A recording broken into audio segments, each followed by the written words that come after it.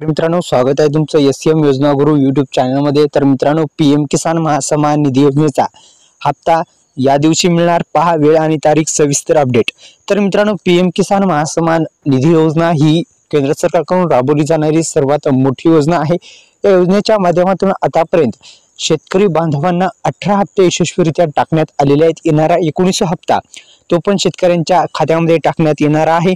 दरम्यान पीएम किसान योजनेसाठी नाव नोंदणी करताना थोडीफार जी नियमावली बदलली गेलेली आहे आणि या योजनेच्या माध्यमातून आता दोन्ही योजना म्हणजेच केंद्र सरकार आणि राज्य सरकार मिळून आता 12,000 रुपये शेतकऱ्यांच्या खात्यामध्ये टाकणार आहे। तर मित्रांनो, आता तुमच्या खात्यामध्ये जर 18 हप्ते यशस्वीरित्या आले असतील तर 19 हप्ता पण तुमच्या खात्यामध्ये येऊन जाईल, काही अडचण नाही। पण शेतकरी मित्रांनो, येणारा 19 हप्ता कोणकोणत्या शेतकरी बांधवांना मिळणार हे पण जाणून घेणं गरजेचं आहे। तर मित्रांनो, तुमची ई-केवायसी प्रक्रिया पूर्ण असेल आणि 18 हप्ते यशस्वीरित्या तुमच्या खात्यामध्ये जमा झाले असतील तर 19 हप्ता येण्यासाठी काही अडचण नाही।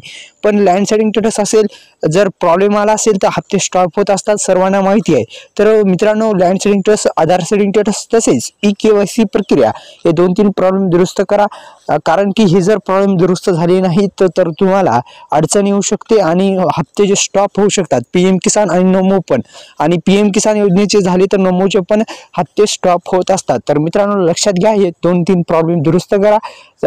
दुरुस्त केल्याच्या नंतर मित्रांनो दुरुस्त करा आणि येणाऱ्या लवकरात लवकर शेतकऱ्यांच्या खात्यामध्ये हे दोन्ही हप्ते शेतकऱ्यांच्या खात्यामध्ये जमा होणार आहेत। वार्षिक आता 12,000 रुपये या दोन्ही योजनेच्या माध्यमातून जमा होणार आहेत। ही एक आनंदाची बातमी शेतकरी बांधवांसाठी आहे। तर मित्रांनो, पीएम किसान योजनेची नवीन नियमानुसार उत्तरावर 2019 पूर्वीची नोंद असेल आणि वारसा हक्काने नोंद झालेली असेल तर तुम्ही या योजनेचा लाभ घेऊ शकता। थोडीफार जी नियमावली आहे ती बदलली गेलेली आहे। तसेच मित्रांनो, आपल्या डिस्क्रिप्शन बॉक्समध्ये ज्या लिंक दिल्या आहे, बेस्ट ऑफर चालू आहे, ती सुद्धा व्हिजिट करा। धन्यवाद।